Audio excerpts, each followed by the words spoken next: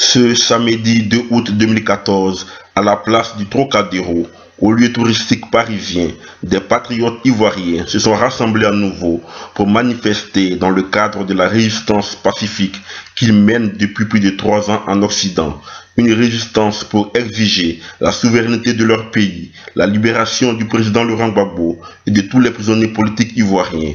Une résistance pour aussi dénoncer toutes les graves violations des droits de l'homme que fait subir le nouveau régime, celui d'Alassane Ouattara, à leurs concitoyens. Pour cette énième manifestation, ils avaient à leur côté le journaliste écrivain français François Mattei, auteur du livre Laurent Gbagbo selon François Mattei, sous-titré Pour la vérité et la justice, Côte d'Ivoire, révélation sur un scandale français. L'auteur du livre dit être persuadé que la vérité éclatera à l'occasion du procès du président Laurent Gbagbo. Selon lui, ce procès n'annonce pas la fin de Laurent Gbagbo, mais de la Cour pénale internationale. Quelques propos des leaders, puis ceux de François Mattei. Salut au cœur d'espérance, pays de l'hospitalité.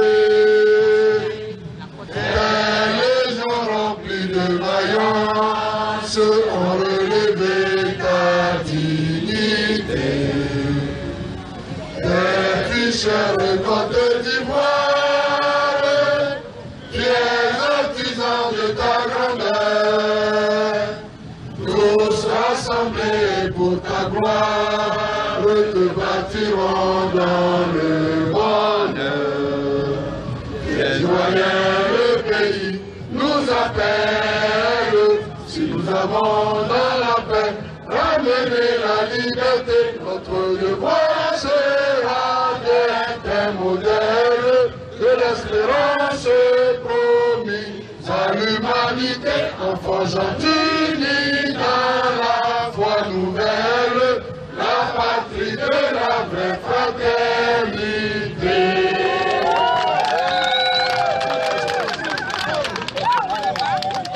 Chers amis, je vais vous faire une petite annonce.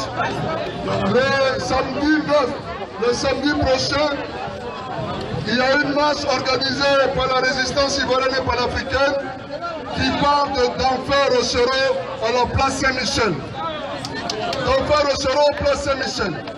Mais avant cela, le 7, jour de la dépendance, jour où l'on célèbre la dépendance des pays africains, le 7 août, nous aurons aussi l'occasion d'aller célébrer, d'aller dénoncer, célébrer en dénonçant la dépendance de la Côte d'Ivoire.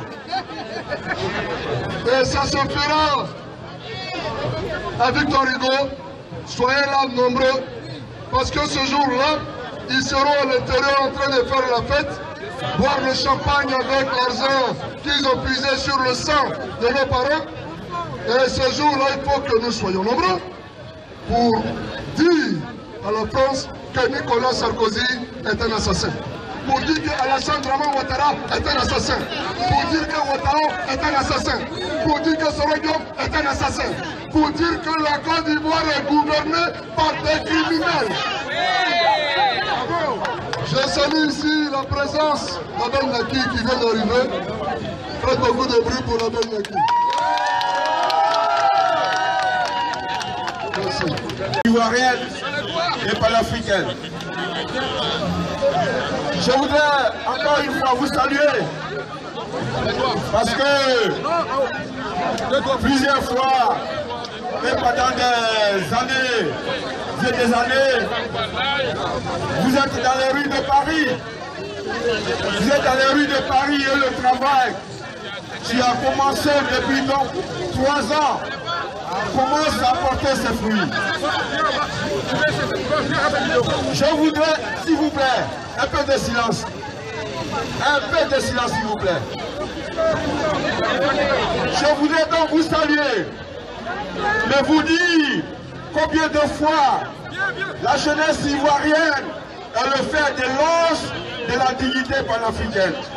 Ce n'est pas nous qui le disons, ce sont les journaux internationaux qui sont admiratifs devant ce travail, devant cette résistance, devant cet engagement pour l'honneur de l'Afrique. Mais derrière un homme, bien évidemment, derrière Laurent Gbagbo. Parce que Laurent Gbagbo incarne aujourd'hui, avec son incarcération à La Haye, un symbole à nul autre pareil, bien entendu, à part le grand Nelson Mandela, l'Afrique a vu naître un autre Mandela, un héros, une légende qui s'appelle Laurent Gbagbo. C'est pour cela que nous devons être fiers de notre travail, mais d'un homme, Laurent Gbagbo. Chers amis, chers camarades, à côté d'un grand homme se trouve un grand-fils. À côté de Laurent Gbagbo se trouve Charles Blé Goudé. À côté de Laurent Gbagbo se trouve une grande dame. À côté de Laurent Gbagbo se trouve Simone Gbagbo. Je vais vous parler de celui qui partage aujourd'hui les géants de la CPI avec Laurent Gbagbo. Je parle de Charles Blé Goudé. Il y a bien longtemps que vous avez besoin de ces nouvelles. Je peux vous dire que Charles Blé Goudé, il va bien. Je vais vous dire que Charles Blé Goudé va très très bien. Charles Blé Goudé a retrouvé son père. Et comme il vous le disait, il est allé s'abreuver de la sagesse, de l'expérience de son père qui lui manquait. Donc, aux nouvelles que vous devez savoir, Charles Blé Goudé vous salue. Charles Blé Goudé dit qu'il est combatif. Charles Blé Goudé dit qu'il prépare sereinement son audience qui va se passer le 22 septembre. Ça devait se passer le 18 août, ça a été reporté. Et bien pourquoi? Parce que comme pour le président Laurent Gbagbo, il n'y a pas de preuves contre Charles Blé Goudé, mais jusqu'actuellement, il n'y a pas de preuves. C'est ça qui est la vérité. Parce qu'en Côte d'Ivoire, on veut faire des victimes des bourreaux. Et les bourreaux deviennent des victimes. Ça, on l'a assez déploré. Mais la vérité qu'il y a à dire est que Charles Blé Goudé attend le 22 septembre pour dire la vérité au monde entier. Il attend le 22 septembre pour dire la vérité au monde entier. Il a dit, nous avons reçu la semaine dernière son porte-parole, le docteur Salaka, qui est son médecin personnel et qui actuellement, depuis le 1er juillet, est à La Haye à côté de Charles Blé Goudé. Moi-même, dans les jours à venir, j'irai là-bas. Charles Blé Goudé a besoin de vous. Allez-y sur le site internet. Demandez votre droit de visite. Charles Blé Goudé vous attend. Sur ce point, il n'y a rien à dire. Monsieur Matéi, en tant que journaliste, comment peut avoir une provocateur? Monsieur Matéi, le micro à vous. La seule chose que j'ai fait, c'est de métier pour essayer de manifester. C'est ce que demande Laurent Gbagbo, alors ça tombe assez bien, donc on va essayer de avoir quelque chose de sérieux, sur des faits, non sur des opinions. Voilà, pour l'histoire. Et le livre, ça se passe bien? Et c'est ce que je voulais dire, donc il n'est pas nécessaire que leur travail, leur travail d'information. Beaucoup de gens se battent, on connaît les raisons, il y a beaucoup d'intérêts en jeu, il y a beaucoup de gens qui ont intérêt à ce que la vérité sur la Côte d'Ivoire et sur l'Afrique ne se connaissent pas. Il y a des gens comme moi et comme d'autres qui font leur métier avec beaucoup de difficultés et qui se sentent pas seuls parce que vous êtes tous là et qu'on se sent tout à fait entouré quand on travaille sur la Côte d'Ivoire, même si c'est difficile. Et je suis persuadé, moi, que la vérité éclatera, peut-être ici, peut-être à La Haye, parce qu'après tout, le tribunal de La Haye ne devrait pas se trouver le président Gbagbo, c'est certain, peut être clairement l'outil de la vérité, parce que, comme beaucoup d'autres, je suis très curieux et j'attends avec impatience de voir comment on va pouvoir lui faire un procès public.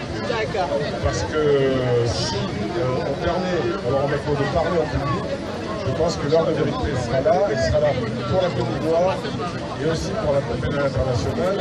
Je pense que ce ne sera pas la fin de Laurent Gbagbo, mais la fin de la Cour pénale internationale, certainement.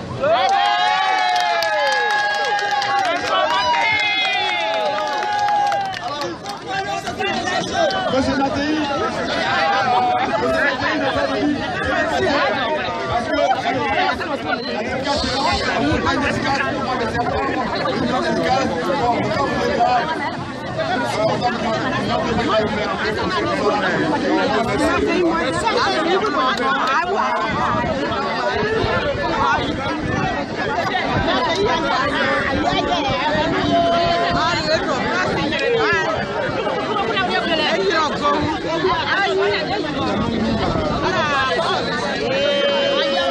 C'était prévu, mais... C'était pas prévu.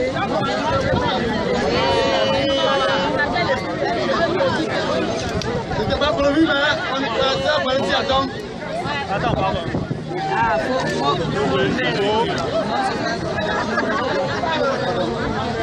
C'était pas prévu, mais voilà quoi. J'étais déçu.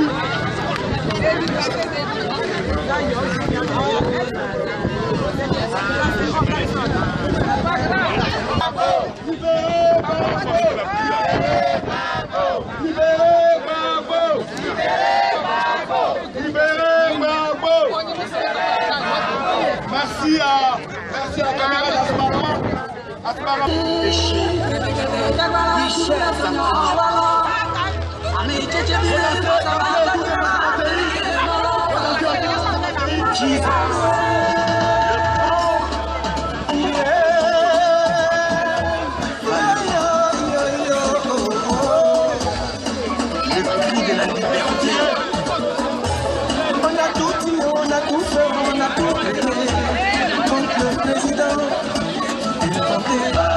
On dit qu'il a détourné tout l'argent de son pays. On dit qu'il a tué comme machin d'amour. Après 2 ans de prison, on vient nous annoncer que les preuves sont insuffisants. We come to what it is.